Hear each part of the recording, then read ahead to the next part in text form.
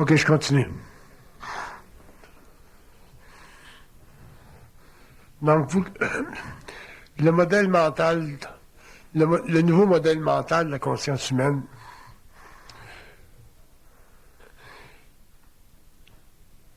sera prescrit par une sorte d'étapisme. Ça se fera par étapes. Parce que l'homme peut pas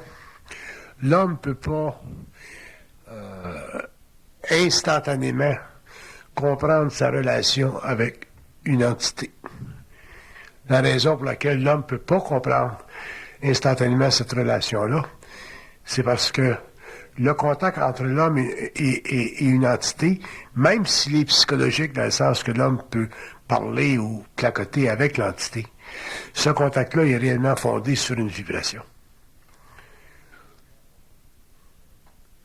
Donc, ça prend une conscience vibratoire suffisamment développée pour comprendre la relation entre l'homme et une entité qui le chevauche.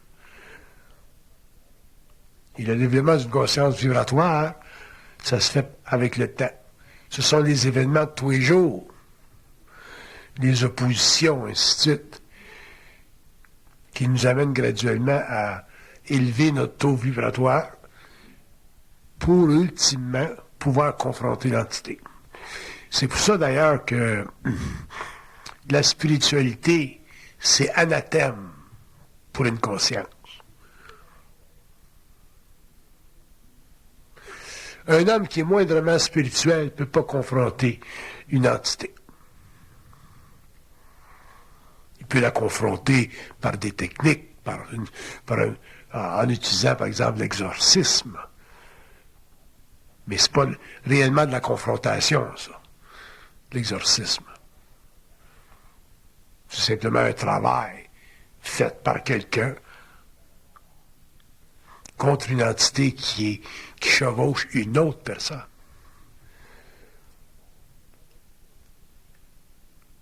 Mais quand l'homme doit confronter une entité mentale qui fait partie de sa réalité, il a besoin d'une conscience vibratoire suffisamment développée parce que c'est seulement par vibration qu'une entité peut être attaquée. On n'attaque pas une entité ou on ne contrôle pas une entité par la parole en tant que forme.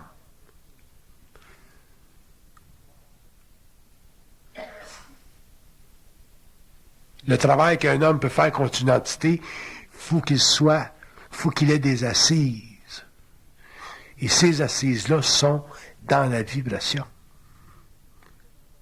pas dans la forme. Vous pouvez dire à une entité, lâche-moi, ça c'est de la forme. Mais si vous n'avez pas la vibration, ça demeure une forme. Puis vous ne pourrez pas, à partir de cette forme-là, arrêter le processus et fermer le canal. Parce que l'entité n'est pas menacée. Une entité, il faut que ce soit menacé. Mais ça se menace simplement par une vibration. Parce que quand vous menacez une entité par vibration, vous changez son temps. Vous altérez son temps. Et altérer le temps d'une entité, ça équivaut, au niveau de notre expérience à nous autres, de limiter les dégâts qu'elle peut faire dans notre expérience à nous autres. Altérer le temps d'une entité, ça équivaut à rendre l'homme libre. Quand un être est rendu libre, l'entité a fini sa job. Qu'est-ce que vous faites, vous autres, quand vous finissez votre job? Vous trouvez la vie plate, hein? Quand tu n'as plus rien à faire, tu trouves la vie plate? Tu fais un autre job? Hein? Aller en vacances, 2 semaines sur la plage à Cuba, c'est passé. C'est bon, là, que tu peux faire ça pendant 2 semaines. Mais t'as-tu hâte de revenir à ta job, hein? Une entité, c'est la même chose. Fait que si vous enlevez à une entité le privilège de vous manipuler à travers la pensée et l'émotion, et que vous n'avez pas la vibration, c'est-à-dire l'énergie mentale concentrée pour la bloquer, cette entité-là, elle va continuer à travailler. Même si c'est une entité de haut niveau, ça n'a pas d'importance. Que la souffrance vienne d'un haut niveau ou qu'elle vienne d'un bas niveau, c'est toujours de la souffrance. Que l'homme soit chevauché par une entité astrale, ou qui a déjà incarné sur la Terre, ou que l'homme soit chevauché par une entité mentale qui n'a jamais eu d'incarnation dans un corps physique, c'est la même chose pour l'homme. De la souffrance, c'est de la souffrance. Vous dites, moi je souffre, mais mon entité n'a jamais eu d'incarnation, mon entité est de haut niveau. Vous ne direz pas ça longtemps. Mon entité, c'est un archange planétaire. Vous ne direz pas ça longtemps. Fait qu'éventuellement, le statut de votre entité que vous pouvez connaître, ça ne servira plus à contenir votre énergie. Parce que vous aurez plus la spiritualité qui aveugle le mortel dans sa relation avec les plans. Fait qu'à ce moment-là, vous aurez une vibration suffisamment élevée pour pouvoir altérer le temps de l'entité, qui équivaut à de l'espace pour nous autres. Le temps pour une entité, c'est de l'espace pour nous autres. Et en altérant le temps d'une entité, l'homme va en arriver éventuellement à créer dans ces mondes-là de nouvelles archives. Les nouvelles archives, ce sera ou seront la science que l'entité aura finalement développée par rapport à l'expérience de l'homme, mais sous le regard de l'homme. Donc, l'homme conscient pourra, avec très grande facilité et grande agilité, définir pour l'entité qui le chevauche les conditions futures de leur rapport. Pendant l'évolution, les conditions qui sous-tendaient le rapport entre l'homme et l'entité, c'était des conditions qui étaient totalement en dehors du contrôle de l'homme. Tu viens au monde d'un corps physique, tu viens au monde dans un certain pays, tu as une certaine éducation, tu n'es pas éveillé, tu meurs non éveillé, tu retournes dans l'astral. Ça a été l'histoire de l'homme. Mais à partir du moment où l'homme...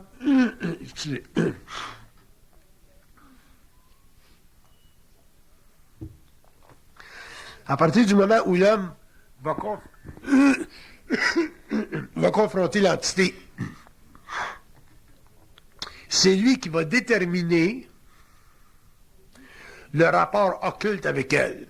Ça veut dire que l'homme va connaître les lois occultes des mondes parallèles alors qu'il est dans un corps physique. Et quand l'homme connaîtra les lois occultes de ces mondes-là, pour la première fois depuis l'évolution, l'homme deviendra le maître de son propre temps. Devenir le maître de son temps, c'est devenir un être qui contrôle, qui domine finalement l'entité qui le chevauche au lieu d'être dominé par elle. C'est ça l'évolution. C'est ça la définition, si vous voulez, d'une conscience supramentale. C'est ça la nouvelle alliance entre l'homme et les plans.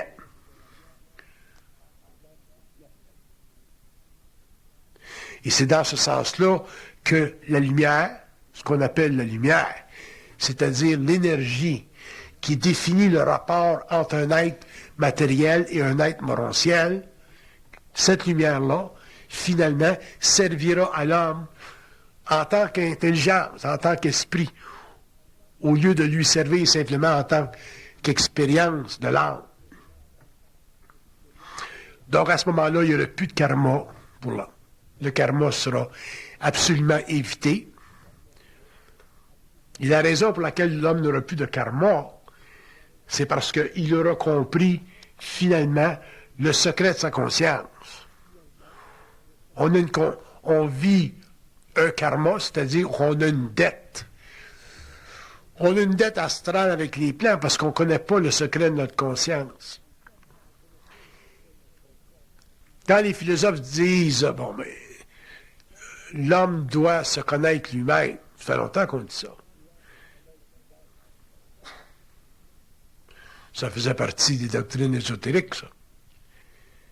Mais se connaître soi-même, dans un sens fondamental, pas dans un sens philosophique.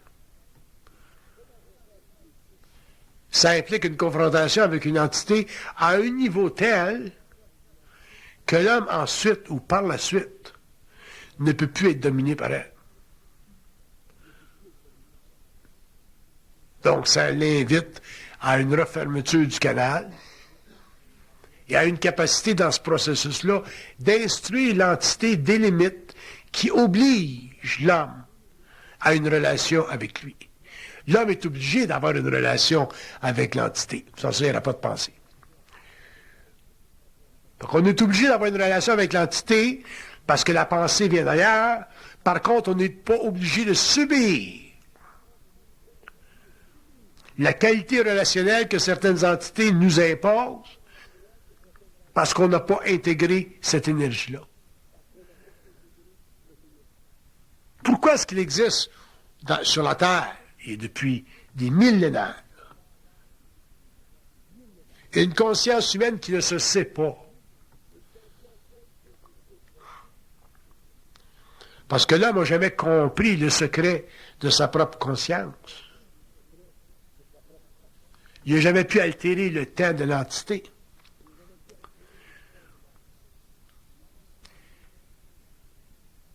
Et dans la réalité des mondes parallèles, ou dans la réalité des plans, ou dans la réalité de la conscience, ou d'une conscience avancée, vient un point où la science occulte, cette science extrêmement puissante qui fait partie de la réorganisation du lien entre l'homme et les immortels, cette science occulte-là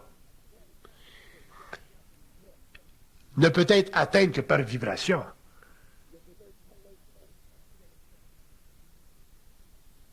C'est pas une science psychologique. Parce que ça ne fait pas partie du passé de l'homme. Ça fait partie de sa conscience vibratoire. Donc, ça fait partie de sa nouvelle conscience. Ça fait partie de son nouvel ego. Et plus l'homme aura un ego renouvelé, ou plus l'homme pourra se donner ou se créer un nouvel ego, plus l'homme aura une science avancée de l'invisible. Et ça va loin, la science de l'invisible, parce que ça préconise que l'homme, éventuellement, en arrive à mourir dans un temps qui lui convient, au lieu de mourir n'importe quand, comme les hommes de la Terre ont connu pendant l'évolution.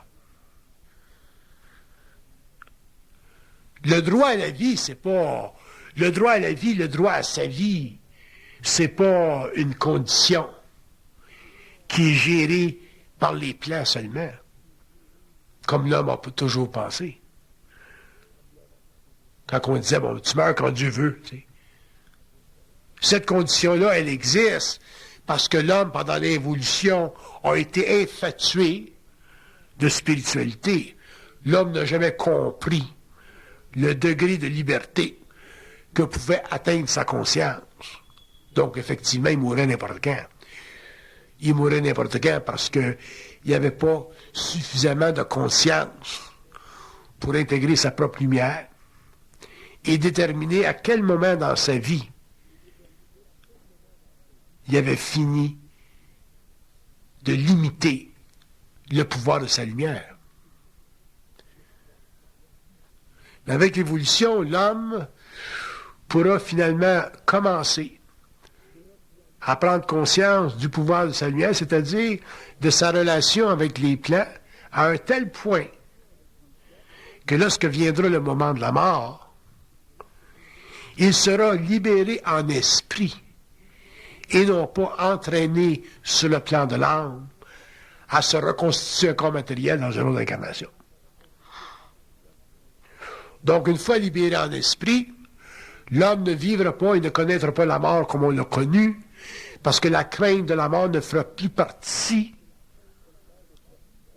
du karma de son expérience.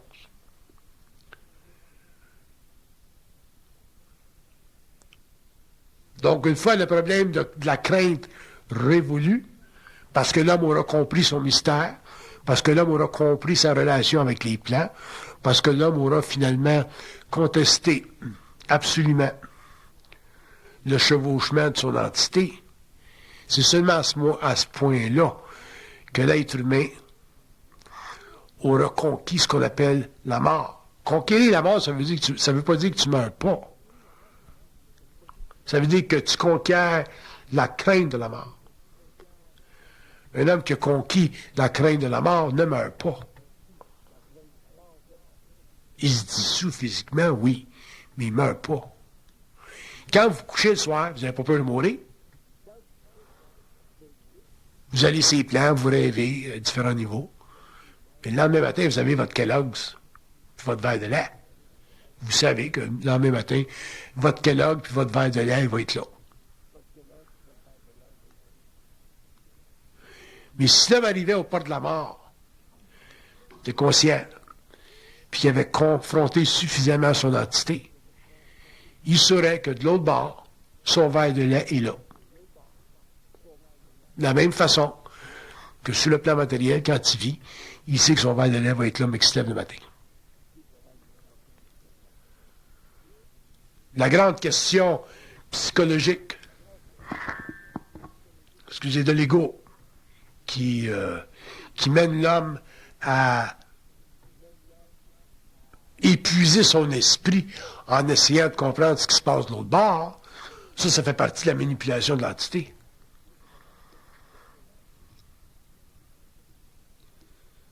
Mais si l'homme avait confronté l'entité comme il la confrontera, s'il avait une conscience aiguë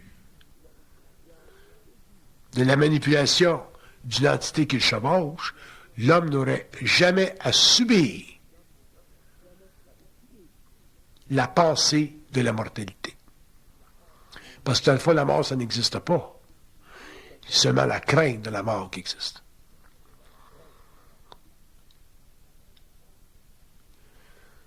Mais la crainte de la mort, ça fait partie incontestablement de la manipulation de l'entité sur notre conscience. Alors que si l'homme avait contesté l'entité, établi les bornes de toute forme de manipulation, l'homme n'aurait jamais à subir cette déformation psychologique sur le plan de l'ego face à une expérience qui est absolument naturelle, c'est-à-dire la disparition ou l'éloignement de l'homme, de son plan matériel, de son véhicule, de son enveloppe.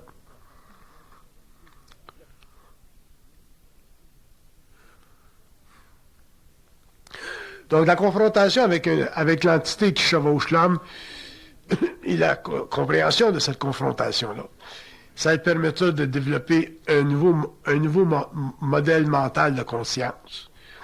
Et ce modèle mental de conscience-là sera basé sur, comme je vous ai dit, la confrontation, mais aussi il donnera accès, il ouvrira sur d'autres plans, non pas de conscience, mais d'actualisation. Ces autres plans d'actualisation, mais ça fera partie de votre dossier planétaire, votre nouveau dossier planétaire.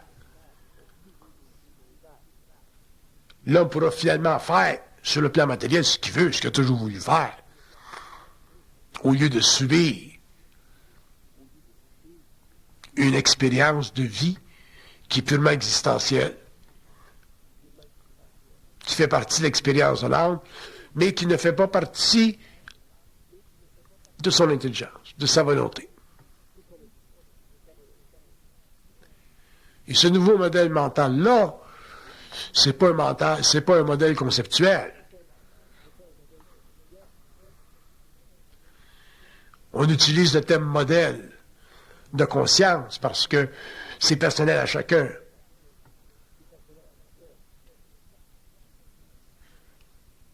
La conscience, c'est personnel à chacun. Il y a une conscience universelle. On parle de conscience universelle, oui, dans ce sens qu'il y a des lois qui sont communes à tous les hommes. Mais la conscience, elle est personnelle à chacun. Donc, chacun a son modèle de conscience. Et plus une personne est développée en conscience, en science, occulte ou intérieure, plus son modèle de conscience est perfectionné. Et quand un homme a un modèle de conscience perfectionné, il devient, sur la terre, pour les hommes, un modèle de vie. Il devient un modèle de vie parce que son expérience est tellement fondamentale que les hommes ne peuvent plus la contester psychologiquement parce qu'elle n'interfère plus à aucun niveau avec leur expérience. Ça, on appelle ça la transparence de l'ego. Le problème avec l'enseignement que l'homme peut subir ou vivre ou connaître par rapport à d'autres hommes, c'est toujours basé sur le fait que l'homme peut sentir une absence de transparence au niveau de l'ego. Sinon, on n'aura aucun problème avec l'enseignement qui vient d'ailleurs. Mais à partir du moment où on sent même si c'est un petit peu d'ego, on sent à l'intérieur de cet enseignement-là, de cette science-là, on sent des lacunes, on sait des lacunes, on voit des lacunes.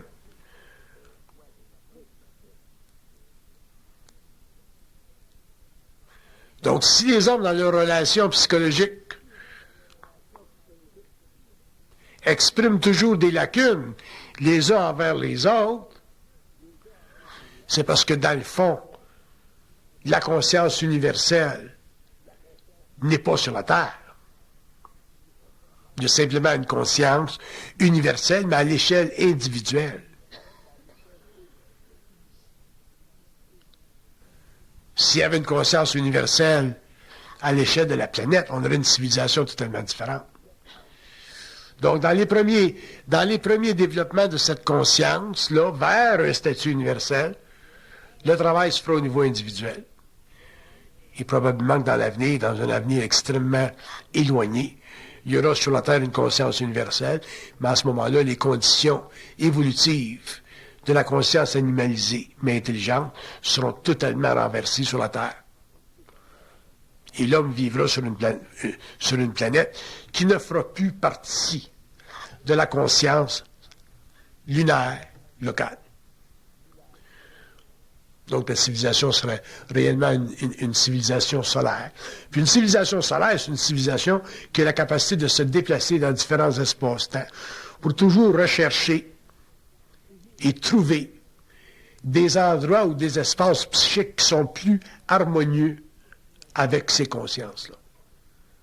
Donc, quand l'homme pourra passer d'une planète à une autre en conscience morontielle, puis que l'homme commencera à étudier et à évaluer dans le cosmos local, sur différentes planètes, dans différents systèmes de vie, les endroits qui lui convient le mieux, psychiquement, pour son corps morontiel. À ce moment-là, l'homme s'établira sur ces planètes-là et commencera le nouveau travail qui équivaudra à la construction, le développement d'une nouvelle civilisation. C'est pas avec les petites machines de la NASA, là, que l'homme va utiliser dans ce temps-là pour se déplacer. C'est de la ferronnerie.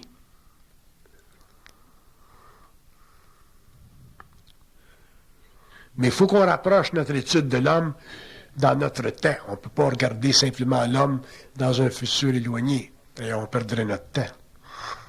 Il faut qu'on le regarde dans un temps rapproché, par rapport à des conditions qu'on vit aujourd'hui. Travail, les amours, l'intimité, maladie.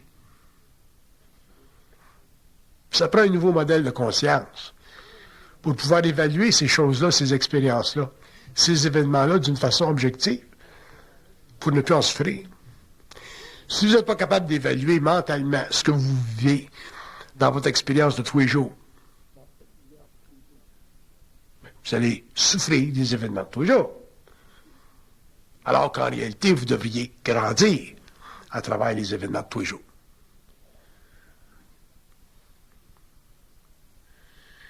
Mais pour pouvoir grandir à travers ces événements-là, ça prend une conscience suffisamment éveillée pour pouvoir évaluer la relation entre l'homme, le mortel, et l'entité qui travaille sur d'autres plans,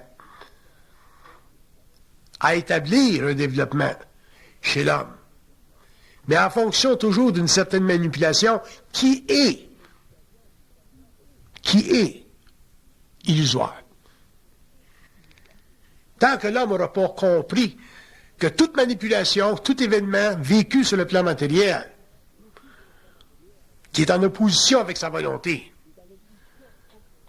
dénote une caractéristique d'illusion.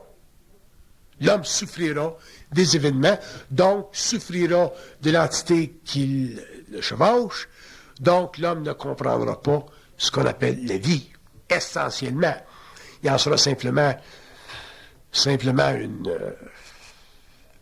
une marionnette. Il la subira. Et sa vie sera toujours un accident. Puis il n'y aura jamais de répit.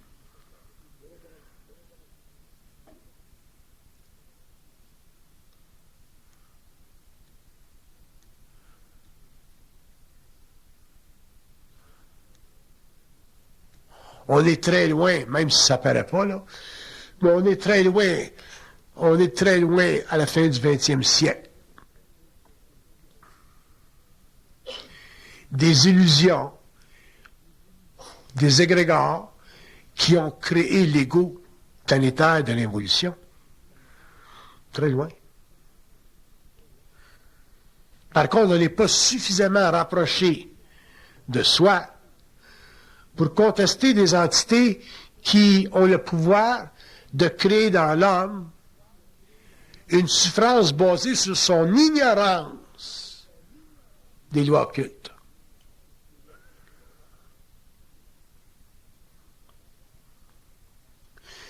La loi occulte fondamentale concernant la souffrance humaine est basée sur le fait que les entités sont prépersonnelles.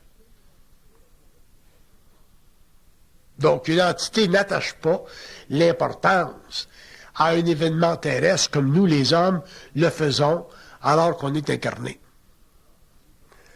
Une entité d'ordre mental fait toujours son devoir.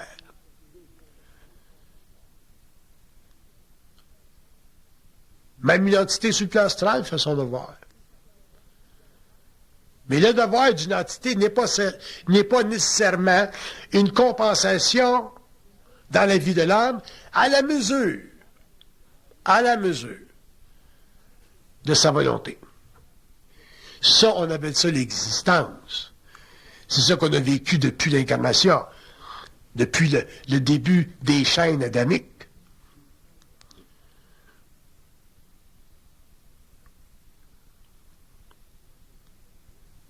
C'est pour ça que la création d'un nouvel ego, d'un nouveau modèle de conscience, est fondamentale pour l'évolution. Ça n'a rien à voir, ça, avec la recherche de l'immortalité.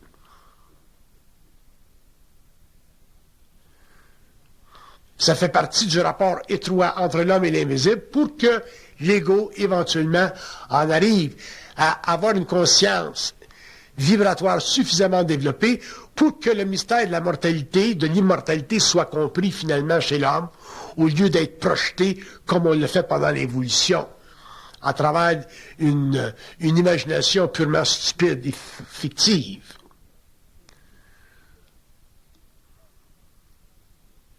Les gens qui prêchent ou qui parlent d'immortalité et qui n'excluent pas dans ce phénomène-là la mortalité du corps physique sont des êtres qui n'ont pas de conscience. Et dans un sens, ce sont des êtres qui envoûtent l'homme par des enseignements qui sont absolument irréels. Puis il y en a beaucoup de ça dans le monde.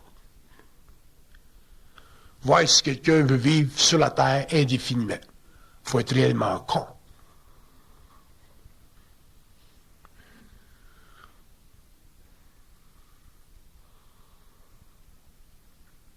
C'est ce que tu vas faire après.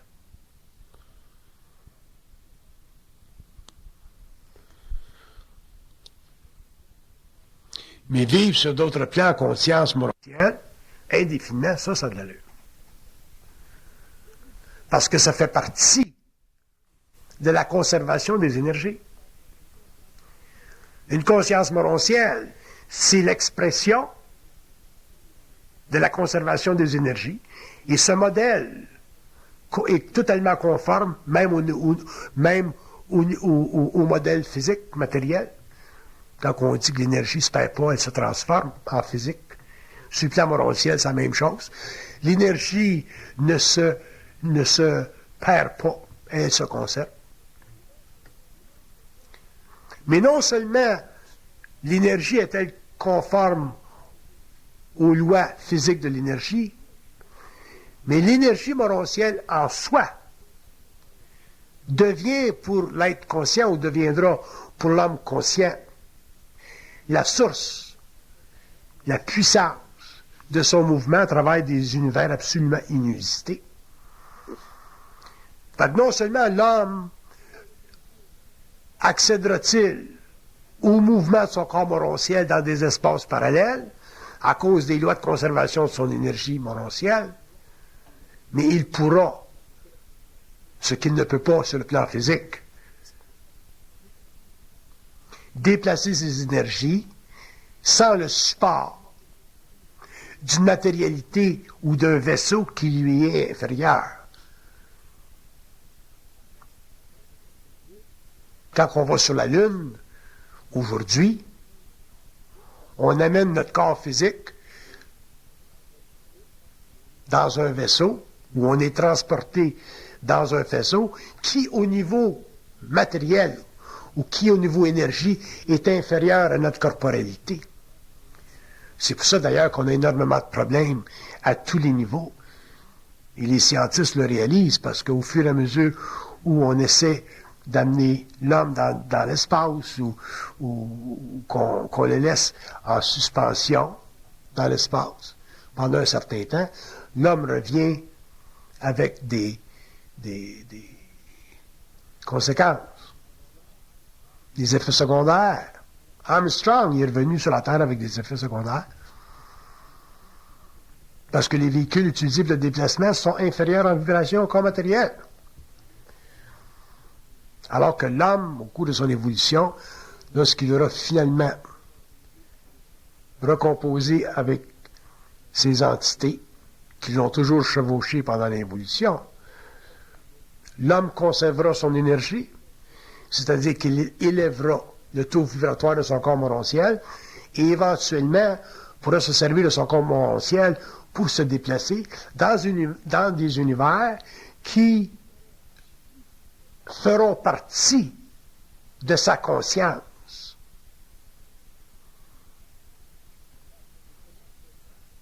C'est seulement sur la Terre, sur le plan matériel, que l'univers physique ne fait pas partie de notre conscience. C'est pour ça qu'il y a tellement de dislocations entre nous autres et la vie matérielle.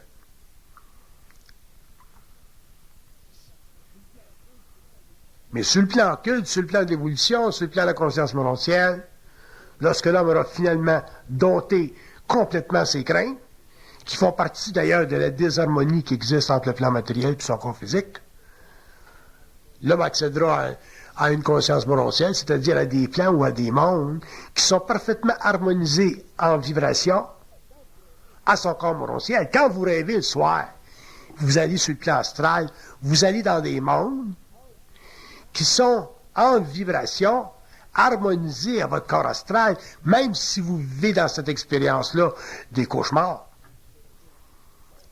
La seule raison que vous vivez des cauchemars, c'est parce que vous n'êtes pas capable de confronter sur le plan de l'ego votre énergie mentale à une énergie qui est purement astrale, c'est-à-dire à l'extérieur de votre corps matériel. Donc vous vivez une confrontation, vous vivez des chocs. Mais ça, c'est temporaire. Donc, quand on parle d'un nouveau modèle de conscience humaine sur la Terre, on parle d'une capacité de l'homme futur, de l'homme nouveau, de l'homme conscient, de toujours régénérer son rapport avec l'entité qui le chevauche. Si votre rapport avec l'entité qui vous chevauche, n'est pas régénéré dans le sens que vous n'êtes pas réévalué constamment au cours de votre développement, au cours des années de votre développement, vous restez et vous demeurerez dans un état extrêmement fragile. Parce que vous aurez une certaine conscience, une certaine sensibilité, mais vous n'aurez pas de force réelle. La seule force que vous aurez, c'est votre capacité de vous fâcher. Mais vous ne serez pas capable d'altérer votre vie. Si vous n'êtes pas capable d'altérer votre vie, vous êtes en initiation.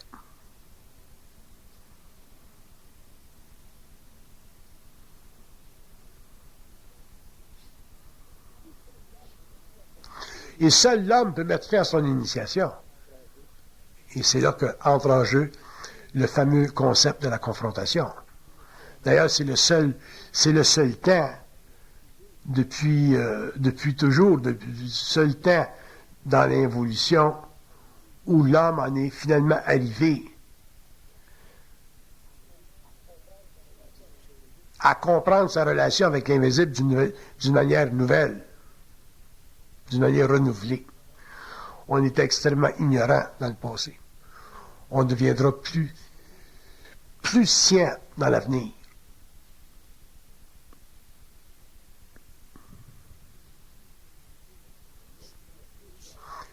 Mais notre liberté sera à la mesure de notre volonté d'altérer notre relation avec l'entité.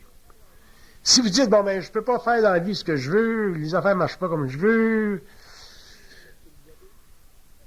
c'est parce que vous avez, à la source, un problème relationnel. C'est pas vous qui établissez la loi. Vous êtes légiféré d'en haut. Et dans cette législation-là, vous pouvez très très bien avoir l'impression que votre état est normal et correct. Mais au cours de votre développement, au fur et à mesure où l'homme prendra conscience, réellement conscience, de sa relation avec une entité qui le chevauche et qui lui fait vivre des expériences qui sont opposées à sa volonté, l'homme ne pourra pas être libre. Demeurera un initié. Il aimerait ça même qu'on dise, ah, mais moi, il aimerait ça dire, ah, moi, je suis un initié. Puis moi, je vous dirais initié à quoi? À la souffrance. Fait que tant que l'homme se considérera un initié, c'est parce qu'il y aura encore en lui une conscience spirituelle. Ça fera encore partie des voiles subtiles de l'évolution qui traînent. Ça fera partie d'une alliance particulière avec les plans qu'il ne comprendra pas parfaitement et où l'orgueil aura continué à s'immiscer dans sa conscience mentale. Mais lorsque l'homme aura réellement compris sa relation avec les plans dans un sens intégral et que la confrontation fera réellement partie de sa puissance mentale, décousue, libre de l'émotion, à ce moment-là, l'homme commencera réellement à percevoir d'autres niveaux de conscience qui font partie de son modèle de conscience personnelle. Donc, l'homme pourra adapter sa conscience, son énergie, à des événements matériels de tous les jours, qui en soi sont simples, mécaniques, mais qui peuvent être convertis dans une joie de vivre à la mesure de sa puissance. Tu peux aller d'un champ et faire pousser les carottes, ou tu peux aller d'un champ et commander aux carottes qui poussent. Ça, c'est deux sortes de farmers différents.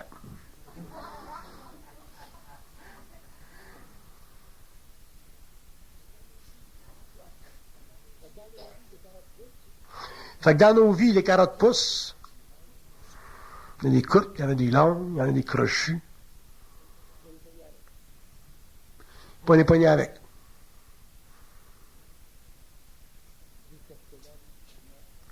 Jusqu'à ce que l'homme, finalement, fasse pousser ses carottes. C'est pas facile de faire pousser les carottes parce que ça fait partie des mystères de la conscience. Ça fait partie de la domination du pouvoir occulte sur sa conscience. Ça fait partie des lois de l'évolution. Ça fait partie des assises de notre ignorance, d'où on vient, où on est et où on s'en va. Ces questions fondamentales-là,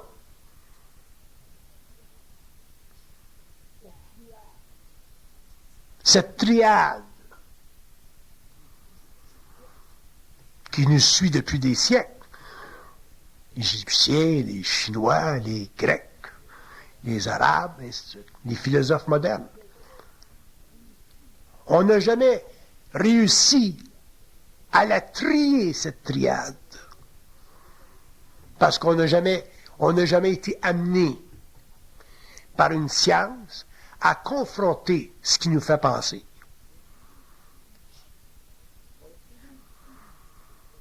On a toujours subi ce qui nous fait penser.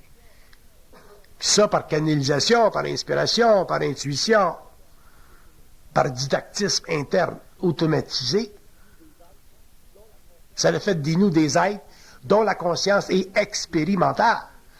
Conscience expérimentale veut dire vivre une vie sur une planète qui n'est pas conforme à notre volonté.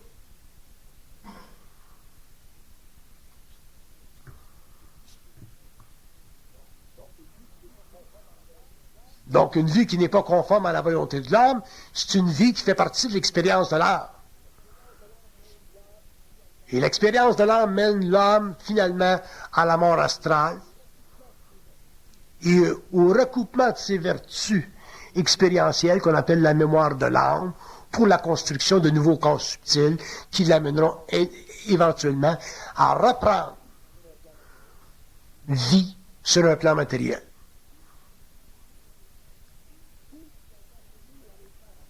Pour finalement finir dans les sphères astrales, s'il ne revient plus en forme physique, rester dans les sphères astrales en forme astrale et continuer le processus d'incantation psychologique à travers d'autres entités matérielles incarnées, phénomène qu'on a connu pendant l'évolution.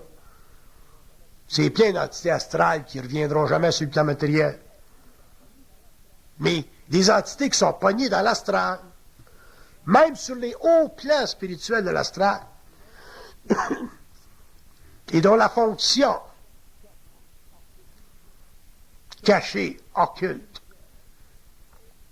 spirituelle, est de garder l'homme dans l'ignorance à travers le truchement de toutes sortes de formes d'idéologie. Pourquoi est-ce qu'un homme va penser d'une certaine façon, puis un autre pense d'une autre façon, puis un autre pense d'une autre façon? Parce que les hommes sont légiférés psychologiquement par des entités différentes. Mais si les hommes avaient réellement une conscience universelle, les hommes penseraient pas nécessairement de la même manière, parce que là, il n'y aurait plus d'individualité, mais ils auraient une conscience vibratoire qui leur permettrait, entre eux, de parfaitement comprendre les différences, sans en subir les conséquences. Moi, j'ai des amis avec qui je parle. On n'a pas la même conscience. On n'a même pas les mêmes référents. On n'a pas la même sensibilité. Mais on a une conscience vibratoire commune qui nous permet de ne pas souffrir de nos différences. Sans ça, si l'homme souffrait des différences, si l'homme souffrait trop des différences entre lui et les êtres, il se retrouverait seul dans le monde, il deviendrait un ermite.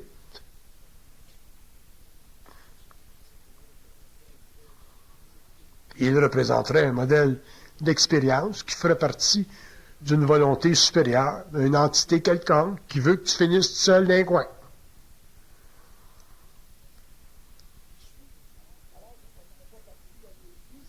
Alors que ça ne fait pas partie de la réalité de finir tout seul dans un coin. Parce que les lois de l'énergie sont basées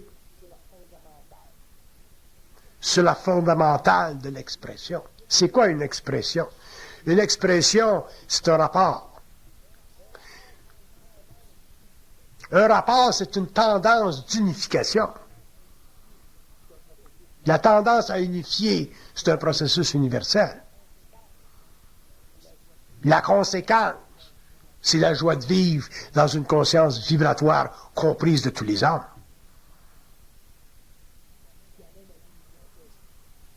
Ce qui amène à l'élimination du silence entre les hommes.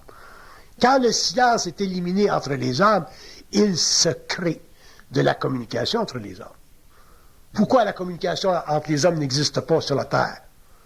Parce qu'il y a trop de silence. Il y a trop de choses. Il y a trop de non-dits. Il y a trop de non-dits entre les hommes. Il y a trop de non-dits entre les hommes et les femmes. Pourquoi est-ce que les hommes ne comprennent pas les femmes, puis que les femmes ne comprennent pas les hommes? Parce qu'il y a trop de non-dits entre les deux, entre ces deux espèces de conscience unitaire. Il y a trop de non-dits. La femme vit beaucoup de non-dits par rapport à son mari parce qu'elle ne veut pas perdre le support financier qu'il a. Parce qu'elle ne veut pas se promener un petit peu lousse dans la ville pour avoir de la sexualité.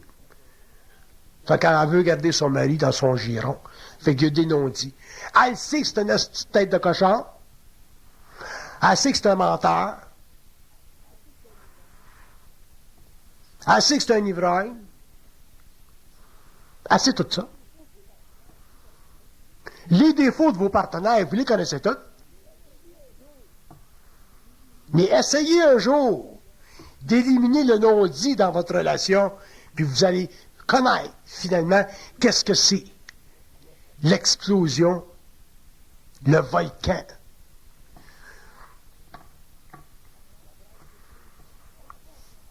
La grande surprise. Comment ça, je suis un menteur?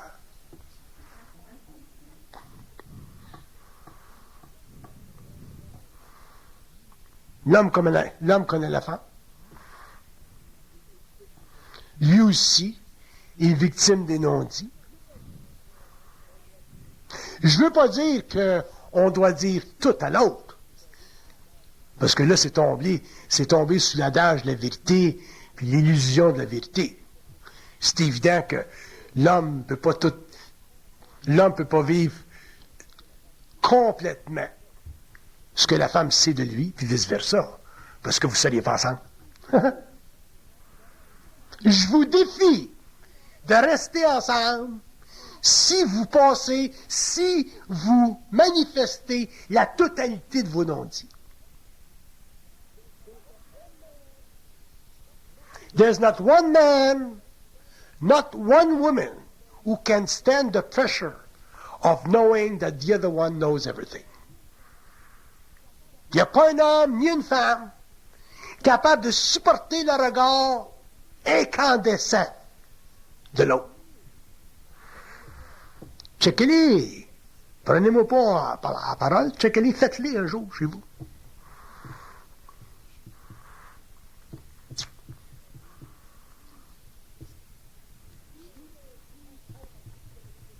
Et les non-dits font partie de l'expérience de l'âme. Je vais vous en donner un exemple de non-dit. Dans l'expérience de l'âme. Le gars, il sort avec une fille, mais c'est rien que pour avoir une sexualité. Il aime bien sa femme. Sa femme, elle découvre ça. Elle dit, pourquoi est-ce que tu me l'as pas dit? Les femmes ont toutes la même ritournelle. Si tu me l'avais dit, oh.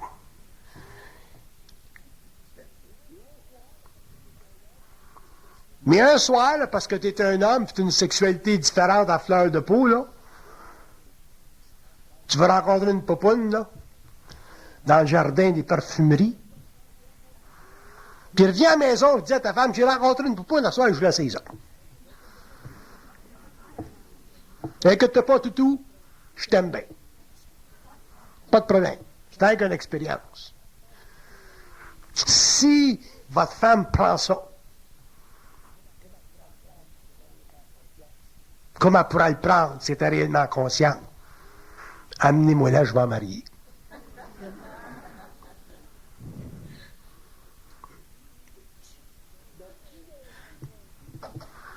Donc, les non-dits qu'on vit dans nos relations humaines à tous les niveaux font partie des secrets de l'âme qui doivent être vécus confrontationnellement dans l'expérience humaine. C'est pour ça que d'ailleurs que le bonheur n'existe pas sur la Terre. Ça donnera quoi à une âme de s'incarner pour rencontrer une autre âme dans un état de perfection? Tu veux bien de rester l'autre bord? Quand tu veux dire? Pourquoi descendre ça? Mais pour une âme de rentrer dans un corps de femme, puis une âme pour rentrer dans un corps d'homme, puis vivre la confrontation qui s'exerce lorsque deux systèmes psychiques avec vibrations différentes se rencontrent, là, pour l'âme, ça va à peine. Puis là, pour l'entité qui chevauche, c'est le fun.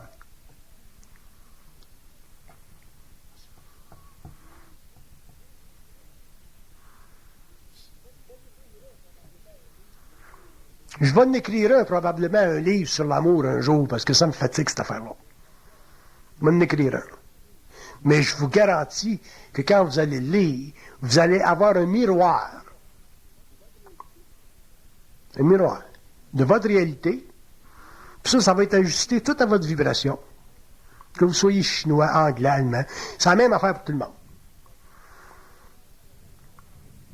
Puis ça va vous permettre à l'homme, finalement, de comprendre que son incarnation sur le plan matériel n'est pas à la mesure de sa volonté, à aucun niveau, même dans l'amour, même dans le job, même dans la maladie.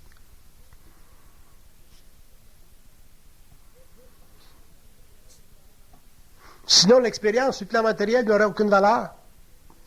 Pour la simple raison que la majorité des énergies structurées dans le monde, au niveau d'une conscience, sont dans l'invisible. Il y a très peu de conscience incarnée sur la Terre. Il y a très peu d'âmes incarnées. Même si vous dites qu'il y a bien du monde, puis il y a trop de Chinois.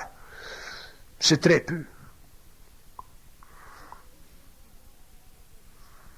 Mais prenez 15 milliards à 47e puissance et vous avez une idée de la quantité d'entités intelligentes seulement dans notre système local ici. Là, on ne parle pas des entités des autres mondes, on ne parle pas des planètes, on ne parle pas des nébuleuses, on ne parle pas de l'énorme énergie de conscience qui existe dans l'univers local. Parce que nous autres, on pense que notre conscience, c'est à nous autres seuls, là, c'est un petit paquet dans un corps physique, là. Mais l'énergie, lorsqu'elle est morontialisée, c'est-à-dire rendue libre du corps matériel, n'appartient plus à aucune conscience individuelle. Elle devient automatiquement universalisée, elle fait partie d'une grande réalité qu'on appelle ou qu'on pourrait appeler, dans un sens, mais il ne faut pas le faire, Dieu. Mais Dieu, ça n'existe pas comme on le pense. Dieu, dans le sens occulte du terme, c'est simplement un niveau organisationnel de cette énergie morontielle-là, en dehors du corps matériel et de l'expérience de l'âme, tellement développée, tellement intelligente, que son principe en soi est à la base de la création des mondes.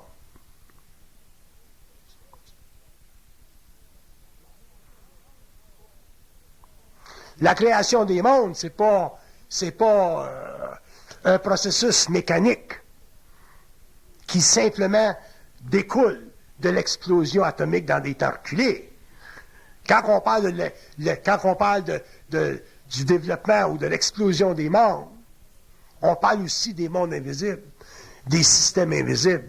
des couches qu'on ne voit pas, des réalités matérialisées. L'univers local, c'est simplement le dernier step dans la condensation des énergies subtiles qui font partie des grands univers locaux, qui font partie des grands temps cosmiques.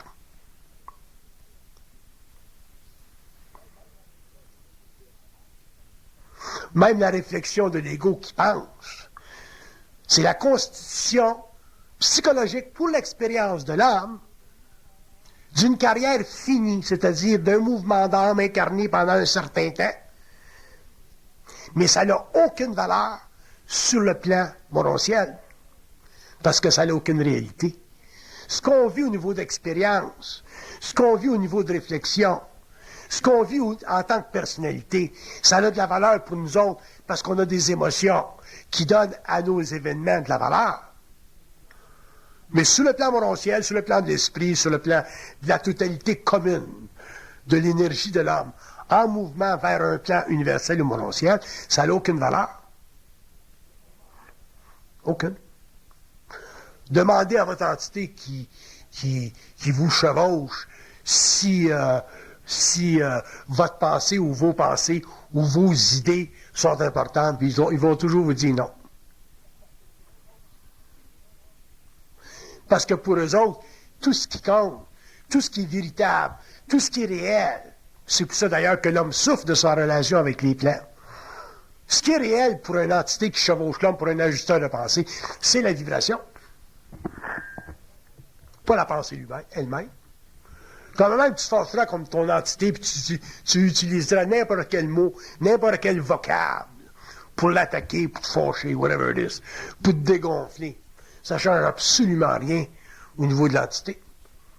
Parce qu'une entité, à ce niveau-là, une entité qui fait partie des mondes qui élèvent la conscience ou qui transforment la conscience, ça fait pas ces entités-là ne font pas partie du monde de l'âme. Un guide spirituel, oui. Un guide spirituel, ça fait partie du monde de l'homme. Ce sont des âmes incarnées qui sont de l'autre bord. Un ajusteur de pensée, ça ne fait pas partie du monde de l'homme. C'est pour ça que votre relation avec votre ajusteur de pensée ne sera jamais une relation psychologique. Vous ne pourrez jamais amener votre ajusteur de pensée à composer avec vous dans votre vie comme vous voulez. Non, oui. Ça se fera quand vous aurez une conscience vibratoire, parce que c'est seulement avec une conscience vibratoire que vous pouvez altérer le temps d'une entité qui fait partie de votre conscience. Là, à ce moment-là, ils sont obligés d'altérer leur relation avec vous autres, sont obligés de changer de temps. Ils sont obligés de se manifester par rapport à l'homme d'une manière différente. Et comment ça? D'une manière différente. Qu'est-ce que ça veut dire pour un ajusteur de pensée de se manifester d'une manière différente? Ça veut dire que la nature de vos pensées va changer. Ça veut dire que la nature de votre réflexion va changer. Ça veut dire que le degré de silence dans votre conscience mentale va se développer. Ça veut dire qu'éventuellement, vous allez avoir conscience de la nullité du rapport avec eux autres, mais vous allez avoir conscience du lien permanent sur le plan vibratoire avec eux autres.